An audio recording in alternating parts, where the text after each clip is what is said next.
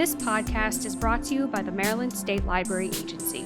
The MSLA podcast features presenters from statewide youth programs, as well as learning opportunities for library staff and resources for patrons of the Maryland State Library for the Blind and Print Disabled. Hello, I'm Tim Pratt, Communications Manager at the Maryland State Library Agency, and I'm pleased to be joined today by David Gordon, Assistant General Manager of the Maryland State Fair. David is going on his 7th fair and is excited about all that this year has to offer. Welcome to the program, David. Thanks for having me. So can you provide just a few details about this year's state fair, when it kicks off, what times, location, things like that? Yeah, so we are 3 exciting weekends, as we like to say it, and the opening day of the fair is August 21st, and our final day will be September 7th. So we open Thursday evenings at 5 p.m., and then we're open Friday, Saturday, Sunday, and then Labor Day Monday in the middle. So you can come out those 3 weekends. On those other days, we open at 9 a.m., and we'll stay open until, until the lights go out on the Ferris wheel. So that's normally around 10:30 or 11 o'clock at night. If you've never been here before, we're right in the middle of Timonium, located at 2200 York Road. Perfect.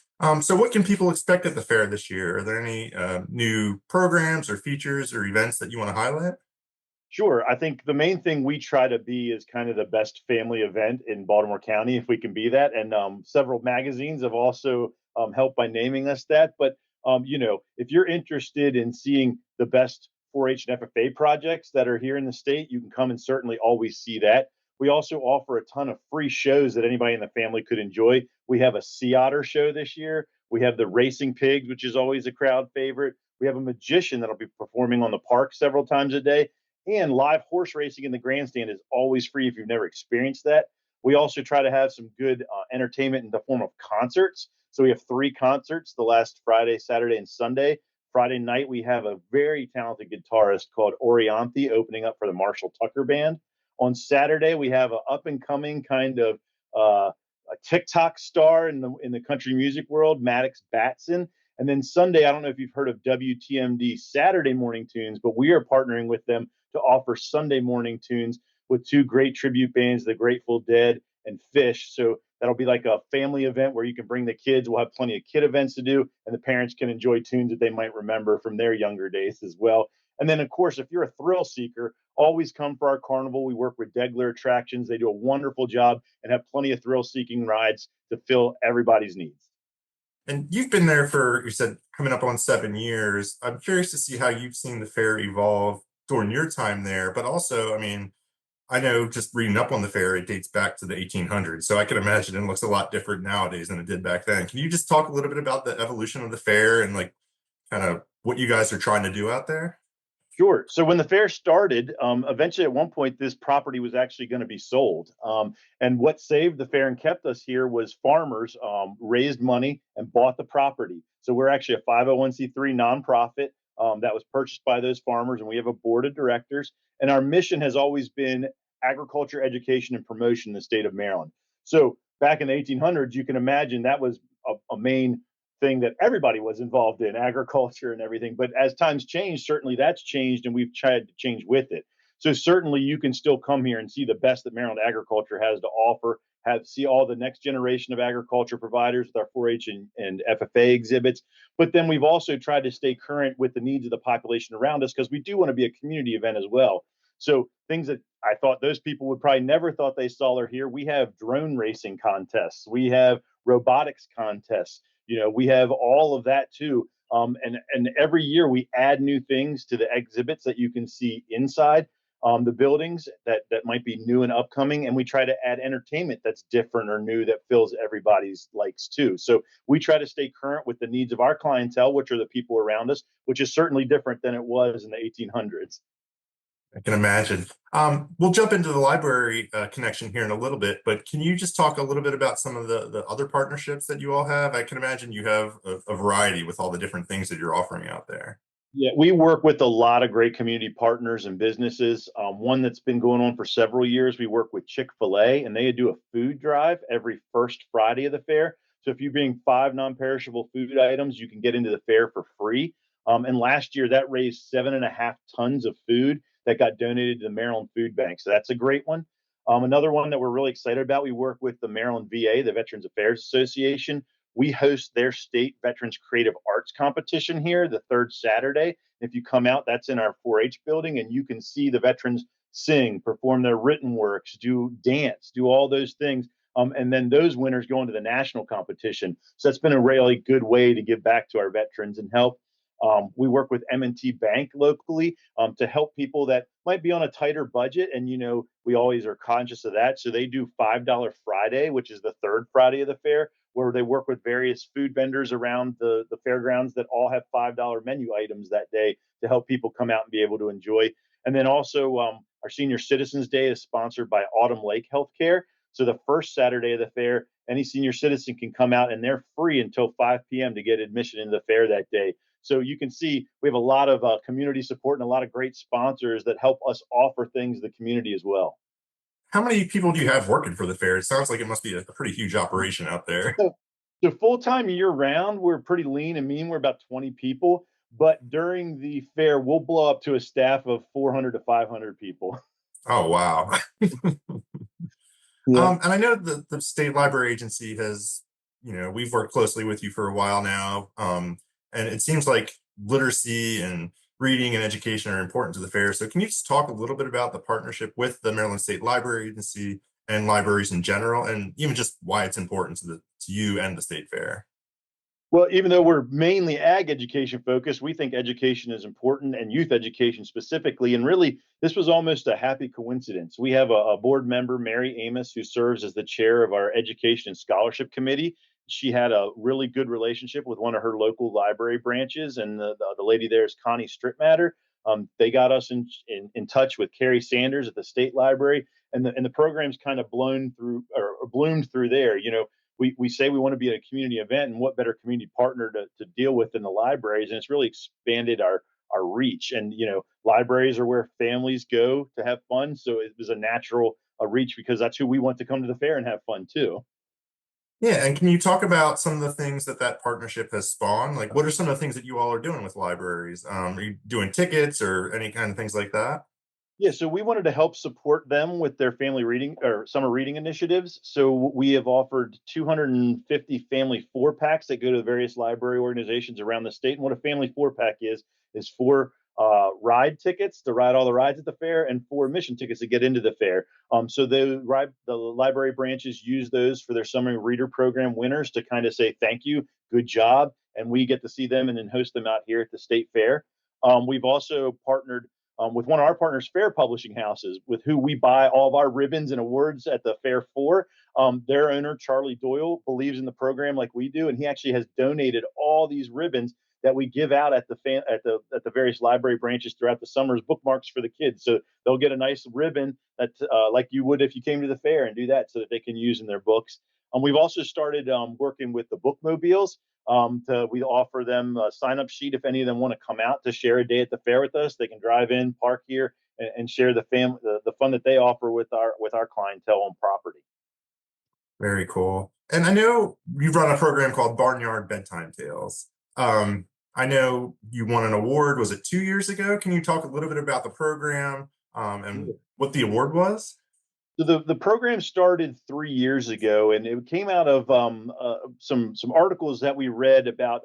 They were doing literacy programs in kind of dog and cat shelters in terms of letting the kids come in and read to the animals. And in diving into the actual research behind this, several universities have done stuff that said that children, after they read to the animals, can sometimes increase their literacy by as much as 20% and things like that, because those animals aren't correcting them when they're reading. They're just listening and letting the kids do the best that they can.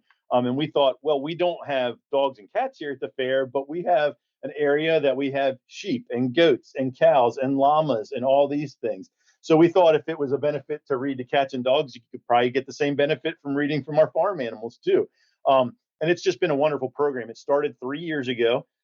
In the first year, we saw 325 kids came to read our barnyard animals to bed. It's Oh, the wow. last thing we do in that area at night, and then we turn off all the lights and to kind of tuck them in. Last year, it grew to 650 kids that came through, and we're hoping it grows even larger this year. But like you said, we know literacy is a problem that we can all try to help try to help with and try to make better. And it's, it's these, if they learn a little bit about the animals while they're here and make a lasting memory, that's kind of what we want to get them from the fair. And I mean, you can't possibly see a cuter thing at our fair either than a couple kids sitting down by the pen of sheep, reading them a story. The kids will read back and forth to each other, read to the animals, and the animals will actually, it's weird, crazy. You'll see them come closer to the front of the fence and sit there when the kids are there and everything. So it's the coolest program that we've created, and one that we're really excited about. And yet, like you said, it has been an award-winning program. So we are part of a group called the International Association of Fairs and Expos, which is a international program because people from all over the world are involved in it. And we submitted this because we thought it was such a good idea to their new agriculture program, and it was awarded the national award for new agricultural program of the year 3 years ago, and we continue to grow on it. Such a good idea, actually, that we were asked to present on it at their convention, and several other fairs have now adopted this and are replicating this across the United States. So That's fantastic. Well, it's been a congrats. win-win. It's been a win-win. Well, and we couldn't do it without the library program too.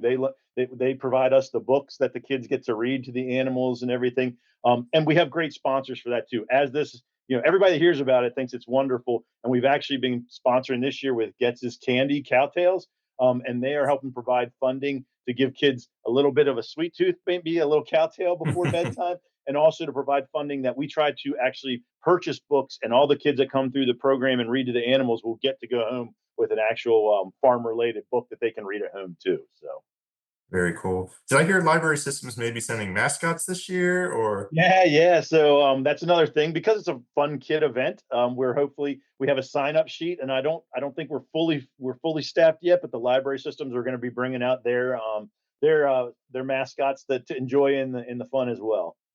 Very nice.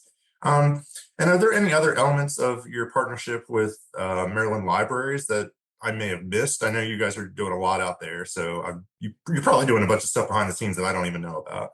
Before we move on, one more thing. Let me tag the time for the Barnyard Bedtime Tales this year. So Okay. if you're interested in coming out, we are doing it the 3 Saturdays of the fair and the second 2 Fridays of the fair that start at 7 p.m. So bring the kids.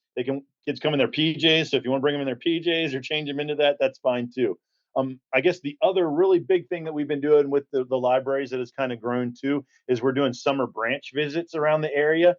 So they're actually, I think, going today to do one. But that started, I think, like last year, and we went to summer library branches for their special events during the summer. We take a couple animals, a couple of the kids from our junior board go because they interact with kids a lot better than I do, and they'll teach them about the animals, give them a little information about the fair, and help them with the events that they have. So it's kind of a win-win. I think last year we saw 1,400 kids come through those programs, and we're halfway through the programs this year, and we've already seen 3,100 kids and families come through. So it's another win-win, I think, with the library and our partnership. We can help them out with their events and still be able to promote the fair and agriculture and get people excited about coming out for us too. That's fantastic. What kind of animals are you taking out there? I think they've been taking some goats.